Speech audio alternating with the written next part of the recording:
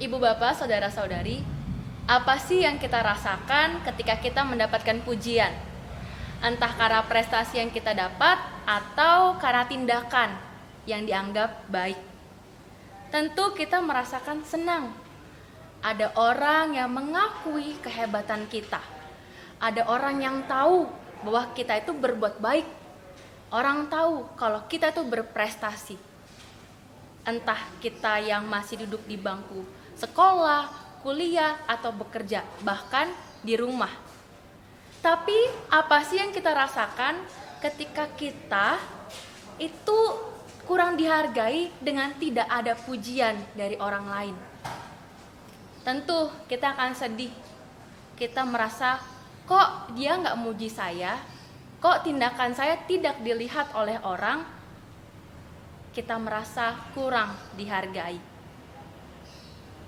Maka tidak heran bahwa setiap kita pasti ingin namanya dipuji.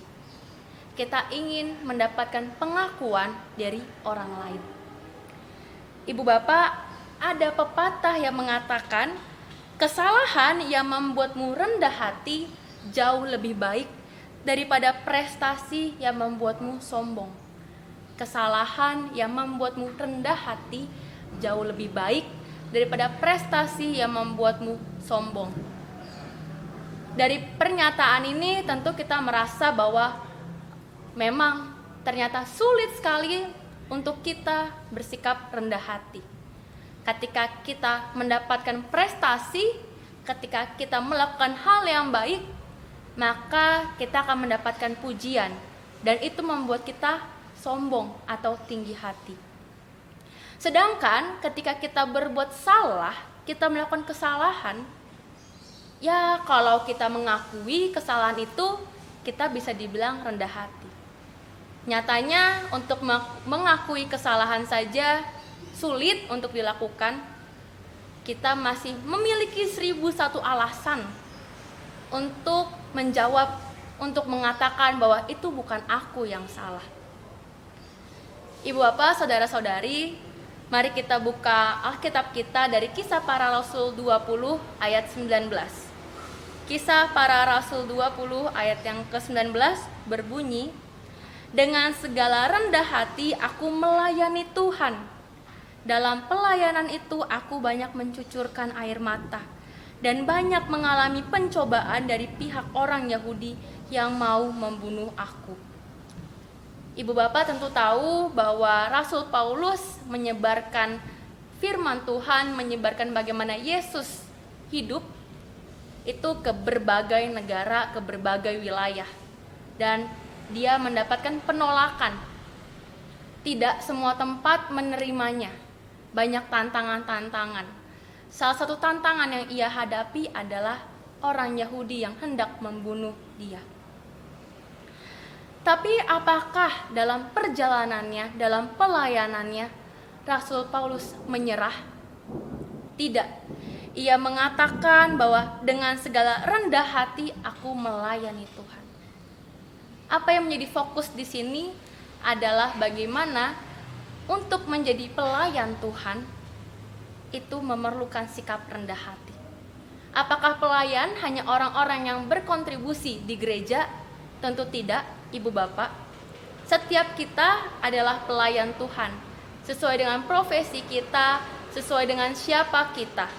Entah kita yang masih sekolah, bekerja, bahkan di rumah. Setiap kita memiliki peran masing-masing untuk menjadi pelayan Tuhan. Lantas, apa yang perlu kita ketahui? Melayani Tuhan bukan berarti untuk mendapatkan pujian dari banyak orang. Ketika kita melayani Tuhan, maka fokus utama kita adalah untuk Tuhan. Bagaimana kita merendahkan hati kita dan bagaimana orang melihat kita. Bukan sekedar melihat kita, tapi melihat siapa Tuhan yang tercermin dari tindakan kita, dari kata-kata kita, dari setiap perilaku kita. Ibu bapak, setiap kita pasti memiliki tantangan dimanapun kita berada, entah di rumah, di tempat pekerjaan, di kantor atau di gereja, di masyarakat. pasti punya tantangannya masing-masing. Dan tantangan itu membuat kita semakin bertumbuh. Begitu juga yang dialami oleh Rasul Paulus. Ia semakin bertumbuh dalam pelayanannya, dalam imannya. Dan ia semakin yakin untuk menyebarkan firman Tuhan. Menyebarkan firman Tuhan tidak hanya melalui kata-kata, tapi juga dari tindakan kita. Dari bagaimana kita memaknai kehidupan kita. Jadi, sudah siapkah kita melayani Tuhan dengan menjalani hidup dengan penuh rendah hati, sehingga setiap tindakan kita akan mencerminkan siapa Tuhan yang kita percayai, bukan sekedar siapa diri kita. Amin. Mari Ibu Bapak, Saudara-saudari, kita berdoa. Ya Tuhan, kami mengucap syukur Engkau boleh memberkati kami, Engkau boleh menuntun kami, sehingga pada kesempatan kali ini kami boleh mendengarkan dan merenungkan sedikit firman-Mu. Tuhan berkati setiap kami sehingga kami dapat menjadi pelayan-Mu, kami dapat menjadi pribadi yang rendah hati, yang dalam setiap tindakan kami akan menunjukkan siapa Engkau Tuhan, bukan sekedar memamerkan diri kami. Karena kami yakin setiap kepandaian, setiap talenta, setiap apapun yang Tuhan berikan itu berasal daripada-Mu. Ya Tuhan, kami juga berdoa bagi saudara-saudari kami yang sakit. Tuhan yang boleh pulihkan mereka, Tuhan yang boleh sembuhkan mereka. Tuhan juga boleh berkati keluarga mereka yang mendampingi mereka dalam masa-masa pemulihannya. Tuhan juga berkati setiap pergumulan kami. Kami tahu Tuhan bahwa Engkau Maha Tahu, Engkau mengetahui setiap apapun yang kami hadapi. Bantu kami Tuhan, tuntun kami Tuhan, sehingga kami dapat mengambil keputusan sesuai dengan apa yang Engkau kehendaki. Kami juga berdoa di masa Prapaskah ini, biarlah apapun yang kami jalani, pantang, puasa, komitmen kami dalam menghayati masa Prapaskah dapat terus Engkau teguhkan. Sehingga kelak saat Paskah nanti kami dapat sungguh-sungguh menghayati makna kehadiran-Mu dalam kehidupan kami. Ini kami Tuhan, anak-anak-Mu yang siap melayani-Mu dengan penuh kerendahan hati.